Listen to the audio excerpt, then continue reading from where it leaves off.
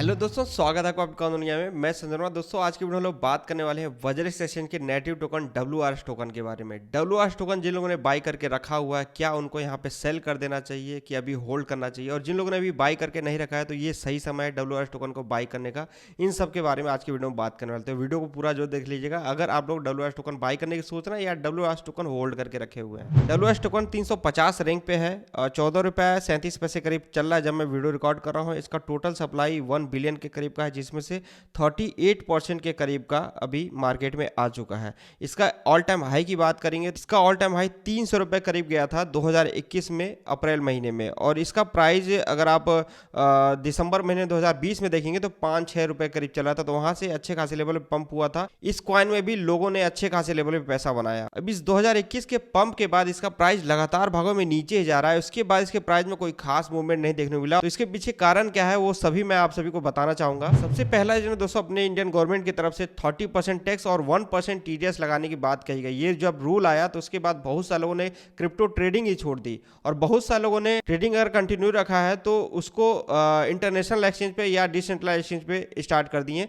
यहाँ Indian exchange को उन लोगों ने छोड़ दिया। कारण क्या है, 1% TDS इंडियन एक्सचेंज पे ही लग रहा है। तो जब यूजर्स एक्सचेंजों को यूज नहीं करेंगे तो जो एक्सचेंज का नेटिव टोकन है उसमें कोई खास वॉल्यूम नहीं आएगा। जब एक्सचेंज पे वॉल्यूम नहीं आएगा तो उसके नेटिव टोकन का भी इस्तेमाल बहुत ही कम होगा, क्योंकि नेटिव टोकन का इस्तेमाल मैक्सिमम जो है उनके फीस से रिलेटेड किया जाता है। मतलब जो भी आप ट्रेडिंग करते हैं तो वहाँ पे जो फीस लगता है तो वो वहाँ पे इनके नेटिव टोकन मतलब WRX टोकन का इस्तेमाल किया जाता था। सेकेंड रीजन दोस्तों, हमने देखा वज्रेक्स एक्सचेंज पे बहुत सारे ऐसे विड्रॉ से रिलेटेड और डिपॉजिट से रिलेटेड इशूज थे। जो भी यूजर्स थे, कभी कभी हम लोगों ने देखा कि बहुत सारे ऐसे कॉइन जिनको इन्होंने डिलिस्ट करने का अनाउंसमेंट किया, उस कॉइन को यूजर्स किसी और एक्सचेंज पे सेंड नहीं कर पा रहे थे। मतलब उनके पास एक ही ऑप्शन था कि उस कॉइन को सेल करिए और जो भी फंड है USDT और INR उसको किसी और एक्सचेंज पे ले आकर उस कॉइन को बाई करिए। तो ये बहुत ही बड़ा इशू था। तो इस तरह का भी इशू फेस करना पड़ा इस एक्सचेंज पे। तो इस वजह से भी लोग यहाँ पे शिफ्ट हुए। INR डिपॉजिट में भी और विड्रॉ में भी बहुत सारे इशू का सामना करना पड़ा था यूजर्स को। थर्ड रीजन दोस्तों, वज्रेक्स का जो रेफरल प्रोग्राम है तो उसमें जो रेफरल रिवार्ड मिलता है, पहले क्या होता था, INR में मिलता था, USDT में मिलता था, WRX टोकन के रूप में मिलता था। लेकिन अभी इन्होंने क्या कर दिया था, जो भी आपको रिवार्ड मिलेगा वो WRX टोकन के रूप में मिलेगा। तो इससे क्या हो रहा है कि WRX टोकन रिवार्ड के तौर पर मिल रहा है, तो वहां पे सेलिंग प्रेशर बढ़ रही है। तो एक ये भी वजह है मेरे हिसाब से WRX टोकन का प्राइस लगातार नीचे जाने की। फोर्थ और सबसे इंपॉर्टेंट, वज्रेक्स और बाइनेंस के बीच में जो इश्यू स्टार्ट हुआ वो भी एक बड़ा रीजन बना WRX टोकन के प्राइस को नीचे ले जाने का। आप सभी को मैं याद दिलाना चाहूंगा, इसका प्राइस जो पंप हुआ था 6 रुपए से 300 रुपए के करीब का, उसके पीछे सबसे बड़ा रीजन बाइनेंस एक्सचेंज ही था। तो यहाँ पे वज्रेक्स और बाइनेंस के बीच में इशू हुआ, तो इसके बाद बाइनेंस ने बहुत सारे फीचर्स को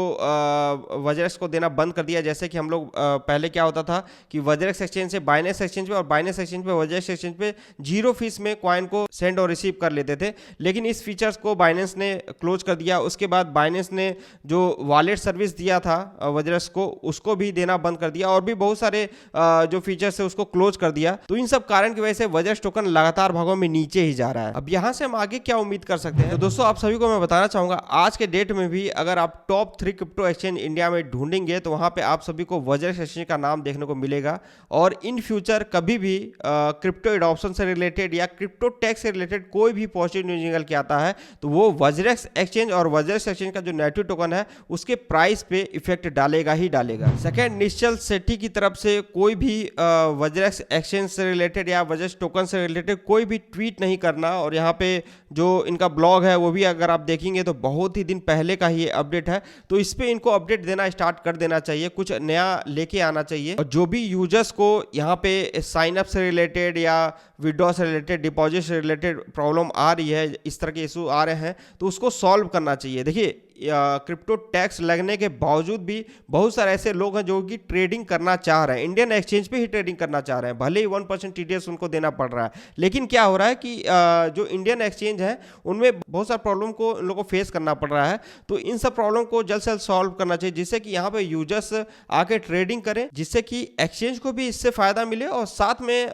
जो भी यूजर्स हैं उनको भी एक सहूलियत महसूस हो। यहाँ पे आप लोगों ने देखा, जब से क्रिप्टो टैक्स लगा उसके बाद इंडियन एक्सचेंज का वॉल्यूम भी पूरी तरह से घट गया तो वॉल्यूम भी कहीं ना कहीं धीरे धीरे इंक्रीज होना स्टार्ट होगा। और ये जो रेफरल रिवार्ड है जिस तरह का पहले था वैसे कर देना चाहिए, ओनली WRS टोकन में ही नहीं देना चाहिए, INR में, USDT में या WRS टोकन में या अदर पेयर में भी देना चाहिए, जिससे कि जो सेलिंग प्रेशर है वो यहाँ पे घट जाए। बाकी आप सभी को मैं बताना चाहूँगा दोस्तों, अभी 24 घंटे के अंदर का इसका वॉल्यूम 836% के करीब इंक्रीज हुआ है।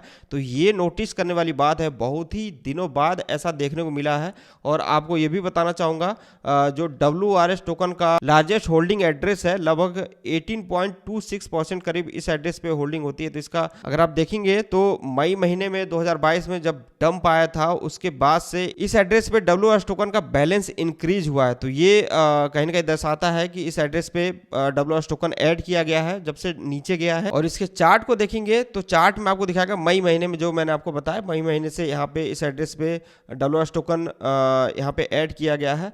तो उसके बाद से अगर आप देखेंगे तो इसका प्राइस कोई खास मूवमेंट दिखाया नहीं है। इसका जो ऑल टाइम लो था लगभग 0.12 सेंट के करीब का, वहाँ से इसका प्राइस लगभग 0.22 सेंट के करीब का गया था। जो अदर क्रिप्टो करेंसी है वो लगभग 2x 3x 4x तक दिए, लेकिन इसमें कोई खास मूवमेंट देखने को नहीं मिला है। तो यहाँ से इसके चार्ट में भी एक अच्छा ब्रेकआउट देखने को मिल सकता है। यहाँ पे जो लोग बाई करने की सोच रहे हैं तो उनको मैं डॉलर में बताना चाहूँगा, आप लोग इसको बाई कर सकते हैं 0.12 सेंट से लेके लगभग 0.16 सेंट के बीच का। INR में अगर मैं बात करूँ तो INR में इसको अभी जो प्राइस चल रहा है वहां से लगभग 12 रुपए 10 रुपए के बीच में अगर आपको मिल जाता तो थोड़ा सा आप एक्यूमुलेट करके रखिए। मैंने रीजन बताया कि अगर इस तरह का कुछ होता है तो जरूर इसमें पंप देने मिलेगा। और एक बात बताना चाहूंगा, प्राइस बहुत ही ज़्यादा नीचे है, अभी उसी वाले जोन में है जिस जोन में 2020 में था और 2021 में यहाँ से पंप होना स्टार्ट हुआ था। तो आने वाले समय में जब भी कॉइन्स पंप होने स्टार्ट होंगे, आल्ट्स फंड पंप होने स्टार्ट होंगे, तो इसके प्राइस में भी पंप हम लोग देखेंगे। और इसका प्राइस मिनिमम 30 से 40 रुपये बहुत ही आराम से चला जाएगा, मतलब कि 2x 3x बहुत ही आराम से देगा। और अगर आल्ट्स फंड की रैली और भी अच्छे से रही